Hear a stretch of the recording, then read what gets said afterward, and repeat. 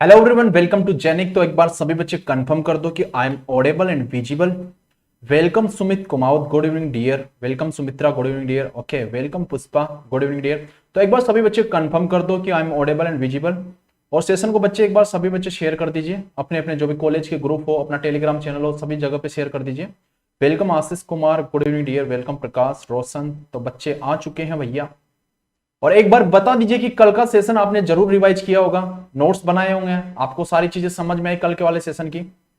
Okay, welcome Sumit राज, good evening dear. कैसे हो सभी बच्चे, कैसे हो भाई? फिर आज का सेशन भी हम जबरदस्त बनाने वाले हैं। ओके, जबरदस्त मतलब जबरदस्त ही बनने वाला है आज का सेशन। ओके, कल का सेशन प्रॉपरली अच्छा समझ में आया था ना? एक बार बता दो कि कल का सेशन आपको प्रॉपरली अच्छे तरीके से, अच्छे ढंग से आपको समझ में आया था ना? तो आज कोशिश करेंगे कि बेसिक से हम ट्रांसफॉर्मर के अंदर इंटर करें। जल्दी से कोशिश करेंगे कि हम ट्रांसफॉर्मर के अंदर इंटर करें। तो आज को बेसिक को हम खत्म करते हैं। कुछ बेसिक्स तो आपको पता भी होगा। Okay, welcome Sonali, good evening dear. अरे भैया सब कुछ मस्त हो, अच्छी बात है, अच्छी बात है, अच्छी बात है। चलो ठीक है, और सेशन को लाइक वाइक कर दिया करो यार। मतलब अगर सेशन वैसे ना अच्छा अच्छा लगता है ना आपको, तो लाइक वाइक करने में कुछ नहीं जाता है ना। तो चलो, तो आज का सेशन होने वाला है बेसिक इलेक्ट्रिकल। कल हमने फेजर के बारे में बात किया था, पावर के बारे में बात किया था, है ना? तो वहां पे आपने इंस्टेंटेनियस पावर की बात की, आपने एवरेज पावर की बात की, आपने एक्टिव पावर की बात की, आपने रिएक्टिव पावर की बात की, आपने अपरेंट पावर की बात की। आपने फेजर में वहां पे देखा, आपने कंसेप्ट देखा कि लीडिंग एंड लैगिंग कैसे निकालते हैं। ओके, तो चलो ठीक है, आज हम आगे प्रोसीड करते हैं। आज मेरा छोटा सा एक डाउट है आपसे। ओके, मैं आपसे एक क्वेश्चन पूछना चाहता हूं स्टार्टिंग में। कोई मेरे को यह बता सकता है कि भैया इलेक्ट्रोमैग्नेटिक इंडक्शन क्या होता है? बता दो एक बार जल्दी से कि भैया इलेक्ट्रोमैग्नेटिक इंडक्शन क्या होता है। कोई ये बता सकता है जिसको थोड़ा सा भी नॉलेज हो इलेक्ट्रिकल मशीन का? ओके, तो मैं वेट करता हूं आपके आंसर का, फिर मैं आगे की ओर प्रोसीड करता हूं। ओके, और सेशन वेशन है ना यार, शेयर किया करो यार, अच्छा नहीं लगता। सभी बच्चों का बेनिफिट होना चाहिए ना भैया। आप भी चाहते हो कि सभी बच्चे का बेनिफिट हो, तो आप जल्दी से बता दो कि इलेक्ट्रोमैग्नेटिक इंडक्शन क्या होता है। चलो,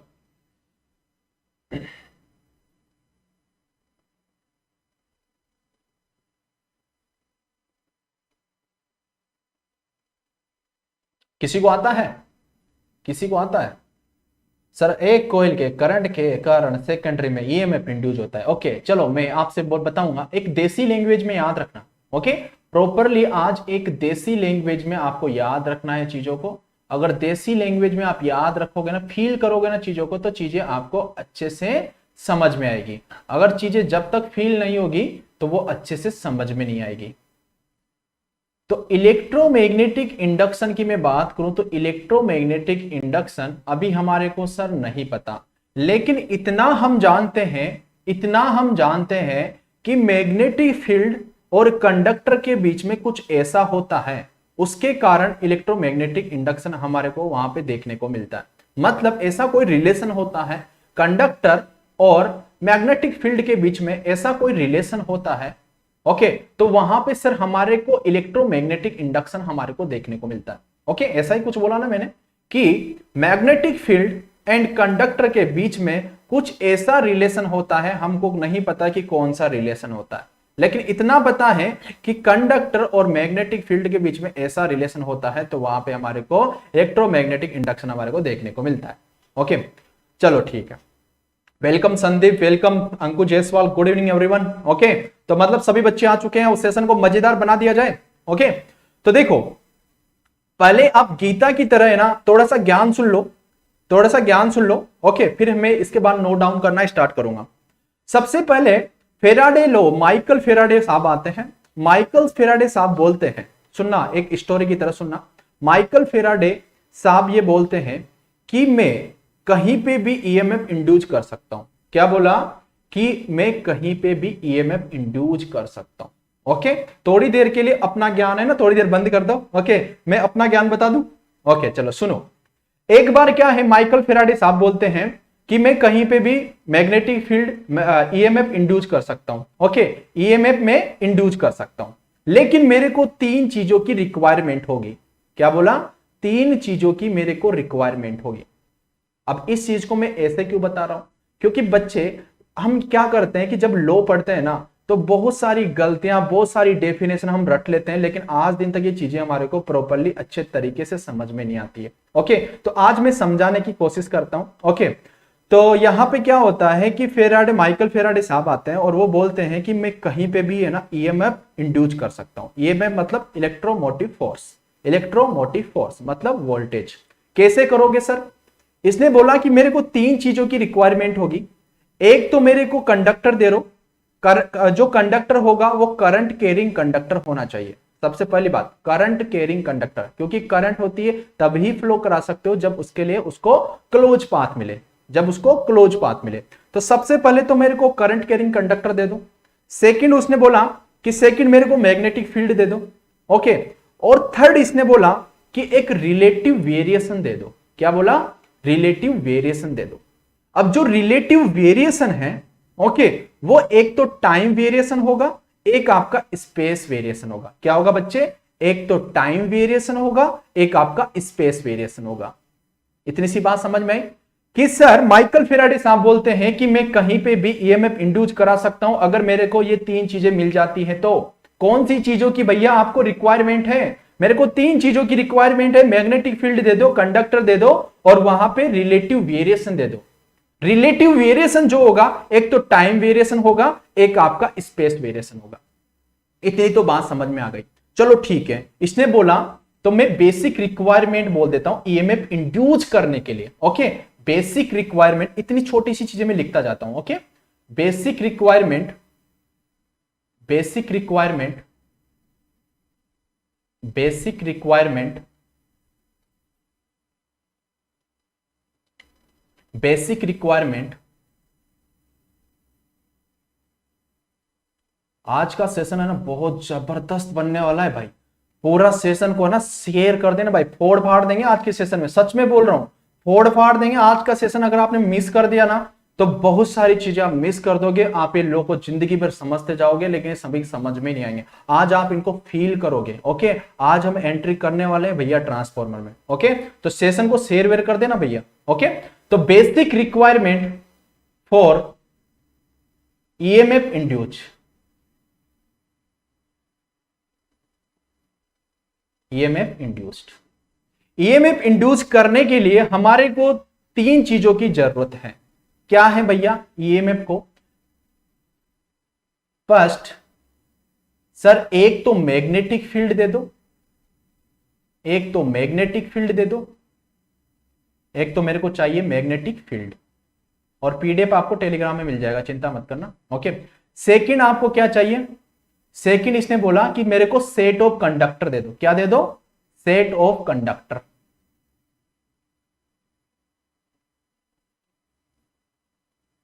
और थर्ड आपको क्या दे दो भैया? थर्ड सर हमारे को दे दो रिलेटिव वेरिएशन। अब ये जो रिलेटिव वेरिएशन होगा, variation, relative variation.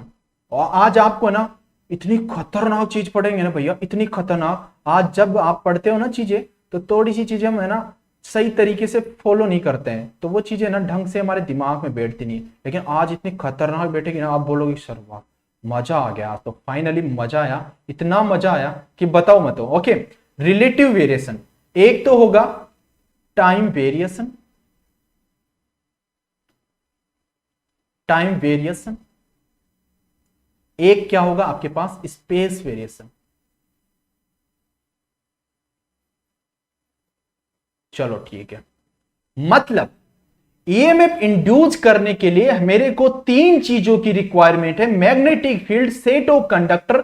Set of conductor मतलब ये बोलना चाहता हूं मैं कि ऐसा कंडक्टर लेना है जिसके अंदर करंट फ्लो हो सके, क्योंकि करंट को फ्लो कराने के लिए बच्चे एक क्लोज पाथ चाहिए होता है। करंट को फ्लो कराने के लिए एक क्लोज पाथ चाहिए होता है। अगर वहां पे क्लोज पाथ ही नहीं होगा, ओके, तो वहां पे करंट कैसे फ्लो करा लोगे आप? करंट तो जीरो हो जाएगी भैया। ओके, इसीलिए आप क्या करो, क्लोज पाथ आपका होना चाहिए, तभी आप करंट फ्लो करा सकते हो। ओके, चलो ठीक है। तो सर हमारी को इतनी चीजें पता चल गई सर, ठीक है सर, ये चीजें हमारे दिमाग में बैठ चुकी हैं। अब फेराडे साहब आते हैं। ओके, फेराडे साहब अपना एक लॉ यहां पे बताते हैं, माइकल फेराडे साहब, जिनका फर्स्ट लॉ था, देखो first Faraday law, first law of Faraday, first law of Faraday. दो लॉ दिए थे बच्चे इन्होंने। फर्स्ट लॉ दिया इन्होंने कि आपके पास देखो ये मैग्नेटिक फील्ड है, दिस इज मैग्नेटिक फील्ड, ये मैग्नेटिक फील्ड है। ओके, अब इस मैग्नेटिक फील्ड के अंदर मैं क्या कर देता हूं कि एक कंडक्टर रख देता हूं, करंट कैरिंग कंडक्टर, जिसके अंदर करंट फ्लो हो सके। This is current carrying conductor. Okay, तो इस सर ये करंट कैरिंग कंडक्टर है। This is north pole, this is magnet, this is north pole, this is south pole. Okay, यहां से जो मैग्नेटिक फील्ड का सर जो डायरेक्शन है वो कुछ ऐसे हैं सर, देखो sir. Okay, main magnetic field, सुनते जाओ भैया, फील करना है चीजों को, है ना, चीजों को फील करोगे ना तभी मजा आएगा। This is magnetic field.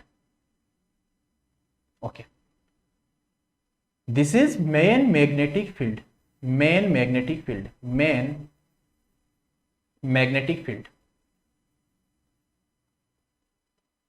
ठीक field. This is conductor, this is conductor, current carrying conductor. अब देखो आपने मैग्नेटिक फील्ड के बीच में एक कंडक्टर रख दिया। ओके, तो यहां पे first law of Faraday, Faraday साहब बोलते हैं कि जब मैग्नेटिक फील्ड और कंडक्टर के बीच में रिलेटिव मोशन होता है, मतलब जब कंडक्टर और मैग्नेटिक फील्ड के बीच में रिलेटिव मोशन होता है तो वहां पे ईएमएफ सेटअप होती है इन दैट कंडक्टर। क्या बोला कि जब मैग्नेटिक फील्ड और कंडक्टर के बीच में रिलेशन हो, सॉरी, मैग्नेटिक फील्ड और कंडक्टर के बीच में रिलेटिव मोशन होता है तो ईएमएफ सेटअप होती है कहां पे, कंडक्टर में। इतनी सी बात समझ में आए? ओके, तो आप लिख सकते हो whenever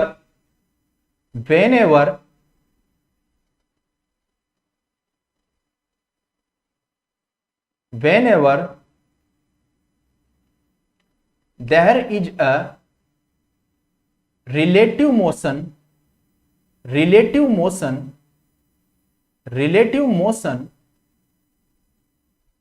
between कंडक्टर, ये किसी को फॉन्ट छोटा तो नहीं दिख रहा ना, सब कुछ समझ में आ रहा है ना आपको? मतलब अगर छोटा दिख रहा हो तो बोल दो, मैं बड़ा लिख दूंगा। एक बार बता दो कि ये सब कुछ विजिबल है ना आपको? अगर आपको छोटा दिख रहा है तो मैं बड़ा लिख दूंगा। ओके, तो एक बार बताओ, फिर उसके बाद मैं लिखना स्टार्ट करता हूं। तो अगर छोटा दिख रहा है तो मैं बड़ा बड़ा लिख दूंगा, अगर नहीं दिख रहा है तो सर आप कंटिन्यू कीजिए। ओके, बताओ जल्दी से, थोड़ा बड़ा लिखिए। ओके, छोटा है सर, ओके कोई दिक्कत नहीं, चलो तोड़ो, छोटा सा हम बड़ा लिख देते हैं। ओके, क्या ना छोटे छोटे लिखने की आदत है हमारी, चलो बड़े बड़े लिखेंगे। whenever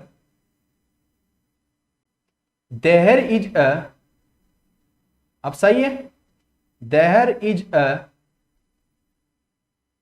relative motion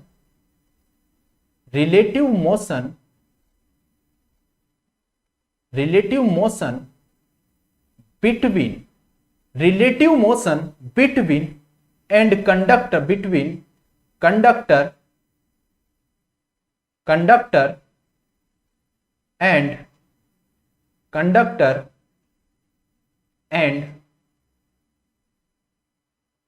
magnetic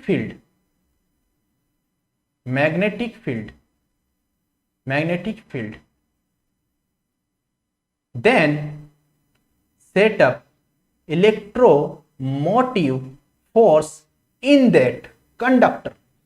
समझ में आया? Electromotive force set up in that conductor.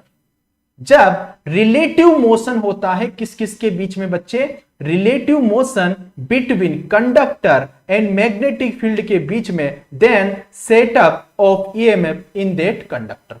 तो भैया इस जो ये आपके पास कंडक्टर है इसके अंदर ईएमएफ सेटअप होगा।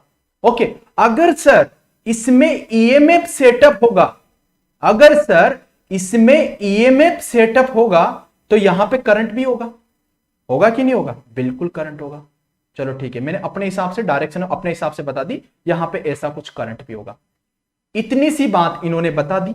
अब देखो बच्चे, ये जो मैंने यहां पे जो ये कंडक्टर रख रखा था, ये कहां पे रख रखा था मैंने, स्पेस के अंदर। कहां पे रख रखा था, स्पेस वेरिएशन, क्योंकि दोनों के बीच में मैग्नेट है, उसके बीच में आपने रख रखा है कंडक्टर, तो मतलब इसको क्या बोलोगे बच्चे, स्पेस वेरिएशन। क्या बोलोगे, दिस इज स्पेस वेरिएशन। तो ये तो हो गई सर बात हमारे पास स्पेस वेरिएशन की, स्पेस वेरिएशन की। चलो ठीक है सर, ये स्पेस वेरिएशन की हमने बात कर ली। फेराडे ने बोल दिया कि इस कंडक्टर पे ईएमएफ सेटअप होगा, इस कंडक्टर में ईएमएफ सेटअप होगा जब मेन मैग्नेटिक फील्ड और कंडक्टर के बीच में रिलेटिव मोशन आपको देखने को मिलेगा। भैया ये जो ईएमएफ सेटअप होगा ये कहां पे आपको देखने को मिलता है, सर ये रोटेटिंग मशीन में हमारे को देखने को मिलता है सर। ये जो यहां पे ईएमएफ होगा, यहां पे उसका नेचर क्या होगा बच्चे, डायनेमिकली नेचर होगा। कौन सा नेचर होगा, डायनेमिकली नेचर, डायनेमिकली ईएमएफ यहां पे सेटअप होगा। चलो ठीक है, अब यहां पे सेकंड बात कर लेते हैं हम, सेकंड हम यहां पे बात कर लेते हैं sir time variation, time variation.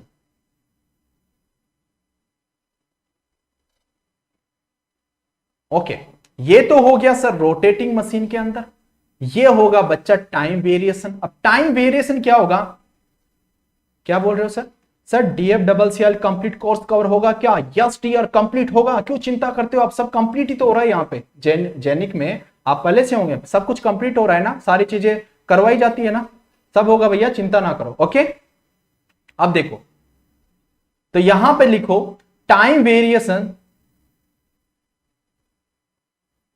there will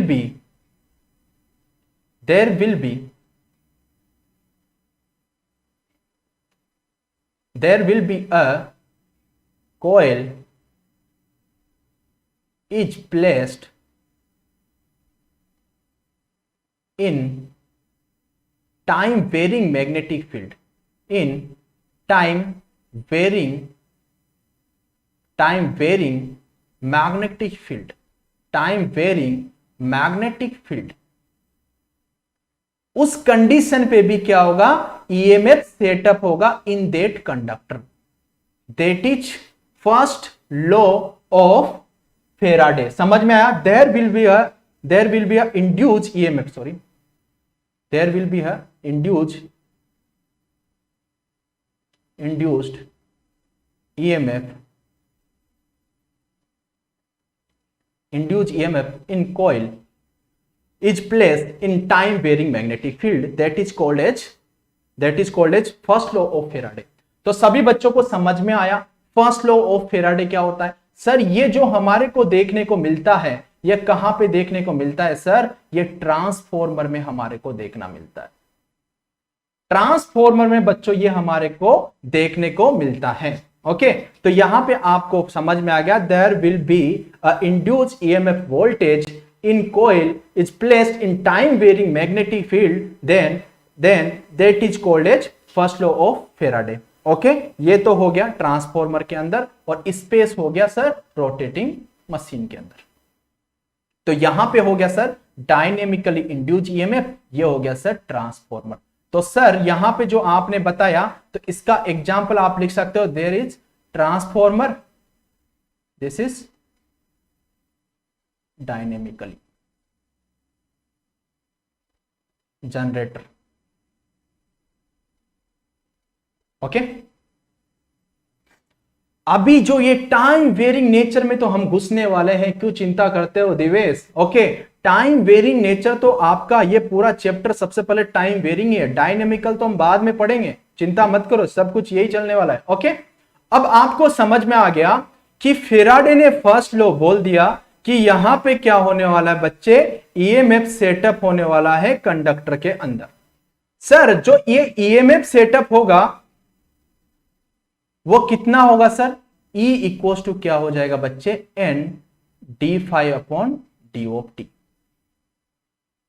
okay, change of flux with respect to time, change of flux with respect to time. अभी तक यहां पे बच्चे माइनस नहीं लगाया है मैंने। ओके, अभी तक मैंने यहां पे माइनस नहीं लगाया है, ओनली यहां पे ईएमएफ मैंने यहां पे बता दिया है, N D five upon D T. ये तो हो गया सर फेराडे का फर्स्ट लॉ। फेराडे का फर्स्ट लॉ समझ में आया, एक एक करके बात करेंगे। ओके, सेकंड लॉ आया, second law, Faraday second law, second law of Faraday. ये बोलते हैं कि बच्चे आपने ईएमएफ तो सेटअप कर दिया करंट कैरिंग कंडक्टर के अंदर। ओके, करंट कैरिंग कंडक्टर के अंदर आपने ईएमएफ तो सेटअप कर दिया, लेकिन वो कितना किया है, उसका मैग्नीट्यूड क्या है। तो हमारे पास सेकंड लॉ ने क्या बता दिया, उसका मैग्नीट्यूड बता दिया, मैग्नीट्यूड ऑफ ईएमएफ। ईएमएफ का इसने क्या बता दिया, मैग्नीट्यूड बता दिया। समझ में आया, फर्स्ट लॉ ने तो ईएमएफ बता दिया, अब वो कितना वहां पे वोल्टेज होगा ये मैग्नीट्यूड किसने बताया भैया, फेराडे के सेकंड लॉ ने बताया। अब हमारे को समझ में आ गया सर, फर्स्ट लॉ ने तो ईएमएफ क्रिएट कर दिया, सेकंड लॉ ने वहां पे मैग्नीट्यूड बता दिया। अब आप देखते होंगे सर, इसके बाद हम डायरेक्टली क्या करने जाते हैं सर, लेंज को लेके जाते हैं। ओके, लेंज को लेने जाते हैं, लेकिन इसके बाद लेंज वर्क नहीं करेगा, इसके बाद कोई और लॉ आएगा बच्चे। इसके बाद डायरेक्टली आप ये नहीं बोल सकते कि फेराडे लॉ के बाद डायरेक्टली लेंज लॉ आ जाएगा। फेराडे लॉ के बाद आएगा यहां पे राइट हैंड थंब रूल। समझते जाओ एक एक चीज, मैंने बोला था ना सारी चीजें फॉर्मेट मार के आना है आपको, बोला था ना। ओके, इसके बाद एक दूसरा लॉ और एक्शन में आता है, उसका नाम है बच्चे सेकंड लॉ। ओके, एक है आपके पास राइट हैंड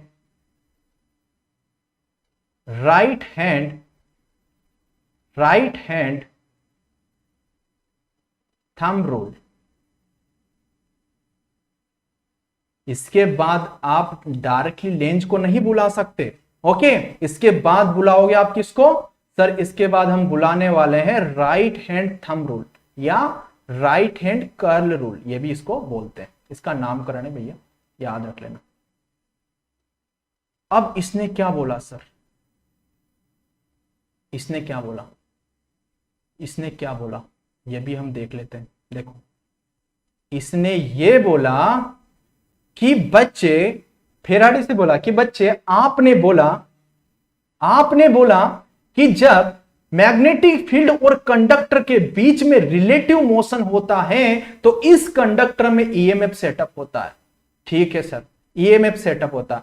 अब जो ईएमएफ सेटअप हुआ तो यहां पे करंट भी होगा, कंडक्टर के अंदर करंट भी होगा। ठीक है सर, अब ये देखो बच्चे, राइट हैंड थंब रूल क्या बोलता है कि अगर ये आपके पास कंडक्टर है और इसके अंदर करंट ऐसे फ्लो हो रहा है, कैसे, अपवर्ड, ऐसे आपके पास करंट फ्लो हो रहा है, तो अगर इस कंडक्टर के अंदर आपको फ्लक्स का डायरेक्शन बताना है तो कैसे बताओगे। ये कंडक्टर है, देखो दिस इज कंडक्टर, करंट ऊपर जा रही है। ओके, तो इस डायरेक्शन में आपको थंब को रखना है, ये थंब को रख दिया और इन फिंगर्स को क्या कर लोगे आप, कर्ल कर लोगे। कर्ल करने के बाद आप बताओगे कि यहां पे मैग्नेटिक फ्लक्स जो होगा वो ए से आउटवर्ड आपका ऐसे आ रहा होगा। ओके, तो सर यहां पे हम बता देंगे कि यहां पे जो मैग्नेटिक फील्ड होगा वो कुछ ऐसा होगा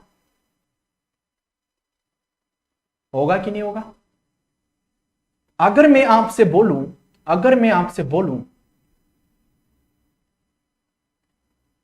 अगर इसके बाद मैं बोलूं, अगर करंट का डायरेक्शन आपके पास डाउनवर्ड डायरेक्शन में है, अगर करंट का डायरेक्शन आपके पास डाउनवर्ड डायरेक्शन में है तो आपके पास फ्लक्स का डायरेक्शन ऐसे होगा। ओके, तो सर चलो ठीक है सर, ये हमने फ्लक्स का डायरेक्शन भी यहां पे बता दिया। ये लो सर, ये इस तरीके से हमारे पास फ्लक्स होगा। ठीक है सर, इतनी सी चीज इसने बता दी। अब देखो बच्चे, अब वापस जाओ, अब वापस जाओ, वहीं पे जाओ। फेराडे लो बहुत तगड़ा था यार, है ना, फेराडे बहुत खतरनाक आदमी था। देखो बच्चे दोबारा सुनो, मैंने क्या स्टेटमेंट यहां पे यूज किया कि सर मेन फील्ड और कंडक्टर के बीच में रिलेटिव मोशन होता है तो कंडक्टर के अंदर ईएमएफ इंड्यूस होता है। तो ईएमएफ जब इंड्यूस हुआ होगा कंडक्टर में तो वहां पे करंट भी फ्लो हुआ होगा। उसका डायरेक्शन हमारे को नहीं पता है सर, करंट भी फ्लो हुआ होगा। तो मान लो कि मैंने डायरेक्शन ये मान लिया कि इस कंडक्टर के अंदर जो करंट होगा वो ऐसे फ्लो कर रहा है। मान लो यार, मैंने अपने हिसाब से मान लिया है, ओके, ऐसे ये फ्लो कर रहा है। तो अब जो ये करंट फ्लो कर रहा है तो भैया इसके कारण भी तो फ्लक्स क्रिएट हो रहा होगा, इसके कारण भी तो यहां पे फ्लक्स क्रिएट हो रहा होगा। ठीक है सर, इसके कारण देखो बच्चे, राइट हैंड कर्ल रूल लगाओगे आप तो सर ये ऐसे आपके पास फ्लक्स ऐसे क्रिएट हो रहा होगा। हो रहा है कि नहीं हो रहा, हो रहा है कि नहीं हो रहा? हां सर, ये समझ में आ गया कि sir right hand curl rule के थ्रू हम देखते हैं तो इस करंट के कारण भी यहां पे फ्लक्स क्रिएट हो रहा है और जो ये फ्लक्स क्रिएट हो रहा है ये मेन मैग्नेटिक फील्ड का अपोज कर रहा है। ये जो फ्लक्स क्रिएट हो रहा है ये मेन मैग्नेटिक फील्ड का अपोज कर रहा है। इसीलिए आप क्या बोलते हो सर, आप क्या बोलते हो सर, इसी के बाद आप लेंज लॉ पे आ जाते हो। कहीं जगह आपने देखा होगा डायरेक्टली लेंज लॉ आता है, लेकिन इसके बाद डायरेक्टली लेंज लॉ नहीं आएगा। वो जो फ्लक्स की डायरेक्शन बताइए ना वो राइट हैंड थंब रूल ने बताइए। इसके बाद आएगा थर्ड में कौन सा, लेंज लॉ। कौन आएगा, लेंज लॉ। ये थर्ड आ गया हमारे पास, लेंज लॉ। लेंज लॉ अपनी देसी लैंग्वेज में समझना, लेंज ने क्या बोला था, लेंज ने यह बोला था कि आपके पास जो इफेक्ट आया है, जो इफेक्ट आया है, ओके, वो जो इफेक्ट आया है वो जिसके कारण आया है उसका क्या करेगा, अपोज करेगा। मतलब जो इफेक्ट आया है वो कोज का क्या करेगा, कोज का क्या करेगा, ओके, उसका अपोज करेगा। अब ये बताओ मेरे को एक बार बता दो, एक बार बच्चे ये बता दो, यहां पे जो ईएमएफ आया था वो किसके कारण आया था, यहां पे जो ईएमएफ आया था वो किसके कारण आया था, यहां पे जो ईएमएफ आया था वो किसके कारण आया था, जल्दी से बता दो मेरे को, जल्दी बताओ,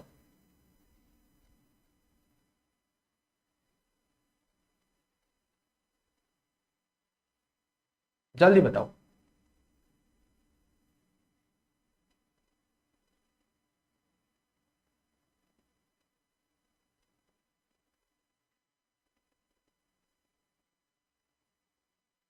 ओके चलो, यहां पे सर क्या कहने, आप यार पीडीएफ से आप अभी समझो यार, समझने में ध्यान दो, है ना, नोट डाउन मत करो यार, नोट डाउन करने में कुछ नहीं यार, बाद में कर लेना आराम से। आपको टेलीग्राम पे इतनी सारी चीजें तो मिल रही है ना, बाद में आराम से कर लेना। अभी समझने में ध्यान दो भैया, एक चीज भी मिस हो गई ना तो जिंदगी की बहुत बड़ी चीज मिस हो जाएगी। इन चीजों को आप बार बार पढ़ते रहते हो। कितनी बार पढ़ा है आपने लेंज लो, कितनी बार पढ़ा है फेराडे लो, लेकिन आपने देसी लैंग्वेज में नहीं पढ़ा, उसको टेक्निकल लैंग्वेज में आपने पढ़ लिया और जैसा बोलता है वैसा हम करते जा रहे हैं। ओके, अब देखो बच्चे, यहां पे फेराडे के बाद लेंज लॉ एक्शन में आ जाता है, लेकिन फेराडे के बाद डायरेक्टली बाय डिफॉल्ट तो यही मानते हो ना कि बाय डिफॉल्ट हमारे पास फेराडे के बाद लेंज लॉ डायरेक्टली एक्शन में आता है। भैया ऐसे नहीं होता है, उससे पहले राइट हैंड कर्ल रूल आता है जो उस करंट के कारण मैग्नेटिक फील्ड बताता है।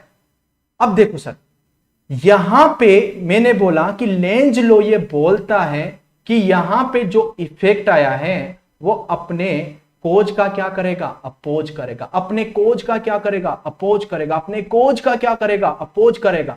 यहां पे जो ईएमएफ आया था वो किसके कारण आया था, आप बोलोगे सर इस मैग्नेटिक फील्ड के कारण यहां पे ईएमएफ आया था, इस मैग्नेटिक फील्ड के कारण यहां पे ईएमएफ आया था। तो यहां पे कोज कौन हुआ बच्चे, तो सर आप बोलोगे ना सर फ्लक्स ही तो हुआ ना सर, मैग्नेटिक फील्ड ही तो इसका कोज हुआ ना सर, हुआ कि नहीं हुआ, कोज क्या हुआ बच्चे? कोज क्या हुआ सर? कोज हुआ फ्लक्स, मतलब magnetic field, main magnetic field, main magnetic field, main magnetic field, main magnetic field, main magnetic field. Okay, मतलब फ्लक्स, मेन फ्लक्स, ये इसका कोज है। ओके, इफेक्ट क्या है बच्चे? इफेक्ट क्या है सर? इफेक्ट है सर इंड्यूज ईएमएफ। क्या है? Induce EMF, induced EMF, induce EMF. Okay, जो आपके पास ईओटी इंड्यूज ईएमएफ जो आया है, इंड्यूज ईएमएफ जो आपके पास आया है, तो आपको पता चल गया कि यहां पे लेंज ने बोला कि ये जो वहां पे इफेक्ट आया है भैया वो किसके कारण आया है, मैं उसका अपोज करूंगा। डायरेक्टली लेंज ने बोल दिया कि यहां पे जो ईएमएफ आया है जिसके कारण आया उसका मैं अपोज करूंगा। तो ये होता है लेंज लॉ। जो फेराडे ने दिया था, जो फेराडे ने दिया था EMF equals to N D phi upon D of T. यहां पे एक सिंबल और आता है जो माइनस बाहर आता है। माइनस ये बताता है कि जो यहां पे इफेक्ट आया है ये अपने कोज का क्या कर रहा है? अपोज कर रहा है। ओके, अपने कोज का क्या कर रहा है? अपोज कर रहा है, अपोज द कोज। तो आपको समझ में आ गया, ये माइनस उसको बता रहा है, मतलब माइनस यहां पे जो इफेक्ट आया इंड्यूस ईएमएफ वो अपोज द कोजेज। इतनी सी बात समझ में आई बच्चों? ओके, अब देखो, अब छोटी सी बात समझ लो। फेराडे ने बताया मैग्नीट्यूड, लेंज ने क्या बताया? डायरेक्शन, कि भैया उसका डायरेक्शन कैसे होगा। ओके, तो लेंज क्या बताता है यहां पे? डायरेक्शन। बच्चे इतनी सी बात समझ में आ गई सभी बच्चों को कि लेंज लॉ क्या होता है, फेराडे लॉ क्या होता है। आज के बाद नहीं भूलोगे कि सर फेराडे लॉ देसी लैंग्वेज में ये होता है और यही हमारे को याद रखना है। ओके, अगर ये आपकी चीजें क्लियर है ना बेटा, तो आप सारी चीजें बना लोगे। इलेक्ट्रिकल मशीन इतना जो डिफिकल्ट माना जाता है वो इसीलिए डिफिकल्ट हो जाता है कि हमारे को छोटी छोटी चीजें नहीं पता होती, हमारे को लॉ ही अच्छे से नहीं पता होते, तो पूरी मशीन कैसे सीख पाएंगे बच्चे हम? ये तब सीख पाएंगे जब हमारी कोई छोटी छोटी चीजें हमारे को पता होगी। ओके, हमारे को तो यही नहीं पता होता कोज क्या होता है, पोज क्या होता है, सारी चीजें क्या होती है। अब ये फ्लक्स कहां से आता है, धीरे धीरे एक एक करके हम आगे बढ़ने वाले हैं। ओके, ये आपके पास सारी चीजों के बारे में। अभी हम जब ट्रांसफॉर्मर स्टार्ट करेंगे तो एक एक करके हम बढ़ेंगे, फ्लक्स कहां से आया उसके बारे में भी हम डिस्कस करेंगे। ओके, लेकिन अभी तक ये बताओ कि आपको Faraday law and Lenz law आपको प्रॉपर्ली अच्छे तरीके से समझ में आया कि नहीं आया? ऐसा नहीं होना चाहिए कि सर हमारे को समझ में ही ना आया। ओके, आगे बढ़ू मैं?